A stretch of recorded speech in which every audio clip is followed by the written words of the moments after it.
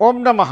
आज हम मनोभ्रंश यानी डिमनेशिया की बीमारी के बारे में हम बात करेंगे। मनोभ्रंश किसे कहते हैं और मनोभ्रंश होने के कारण कौन कौन से हो सकते हैं, उसके बारे में थोड़ी सी जानकारी दूंगा और उसके बाद मैं आपको मंत्र शक्तिपात दूंगा। सामान्य रूप से मानसिक क्षमता में आई हुई कमी को मनोभ्रंश डिमनेशिया कहते हैं, मनोभ्रंश कहते हैं।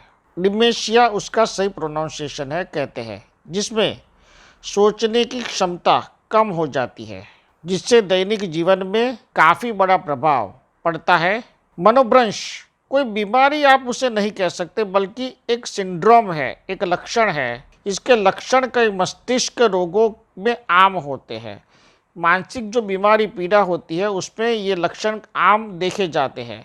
यह रोज की गतिविधियां करने के लिए किसी व्यक्ति की क्षमता को कम कर देती है। यानी हमारा जो रूटीन जीवन होता है, वो रूटीन जीवन चलाने में, दिनचर्या में जो इंसान को शक्ति चाहिए, जो उसकी क्षमता चाहिए, वो कम कर देता है। उम्र बढ़ने के बाद इसके होने की संभावना थोड़ी सी बढ़ जाती है।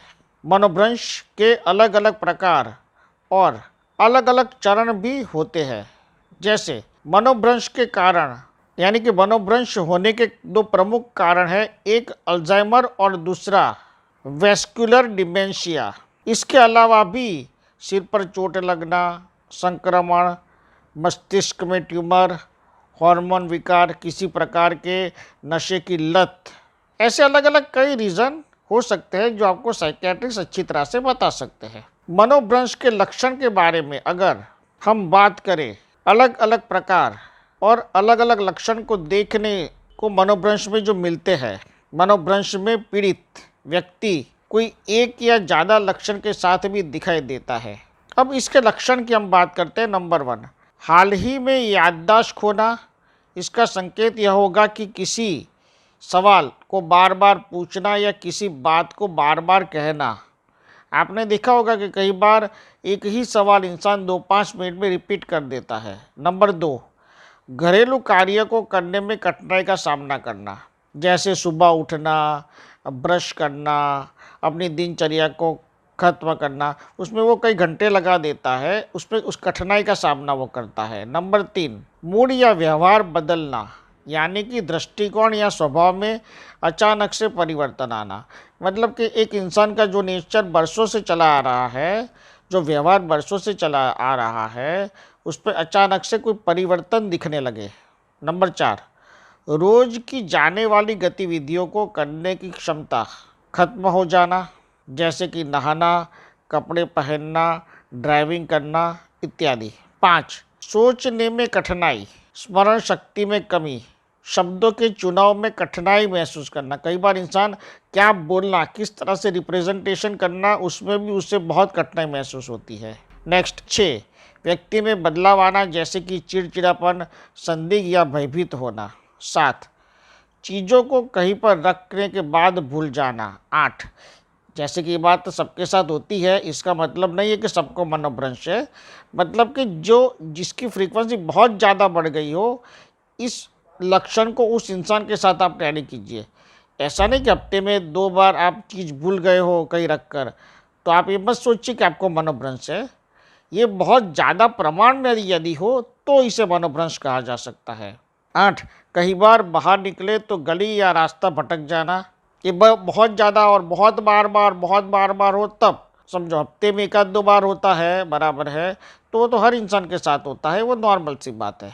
ऐसे कई सारे याददाश्त से संबंधित कारण मनोभ्रंश के मरीज में देखने को मिलते हैं।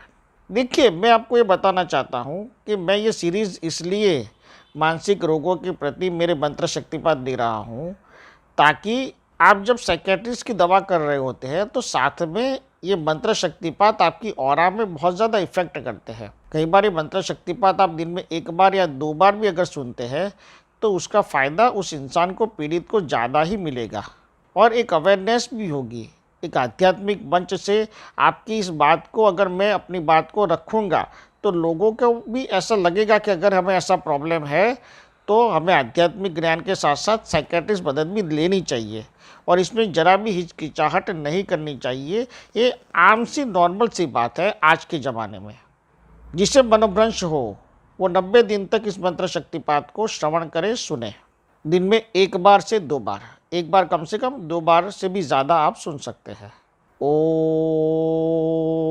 लं मं ममं चं मं महा, ओम त्रं मं महा महा त्रं मं महा, ओम शादं मं महा त्रं मं महा, ओम कार्यं मं महा शक्तं महा, ओम व्रब्दं व्रदं ब्रं बं बं महा महां चं मं महं महा नमः। ओम नमः, ओम नमः, ओम नमः। इस मंत्र शक्तिपात को जो इस पीड़ा से परेशान है या ये बीमारी अगर शुरू हुई है ऐसा आपको लगता है तो इस मंत्र शक्तिपात को अवश्य सुने। इससे रामबाण इलाज के तौर पर भी आने वाले वक्त में लोग मानेंगे इस मंत्र शक्तिपात को इस पीड़ा में। ओमकार का दिव्य चैतन्य और आशीर्वाद सदा आप पर बना रहे, ऐसा मेरा आशीर्वाद है। ओम नमः, ओम नमः, ओम नमः। सद्गुरु ओम ऋषि प्रीतेश भाई यूट्यूब चैनल पे सब्सक्राइब कीजिए, बेल आइकॉन दबाएं और आने वाले लेटेस्ट वीडियो आप देख सकते हो।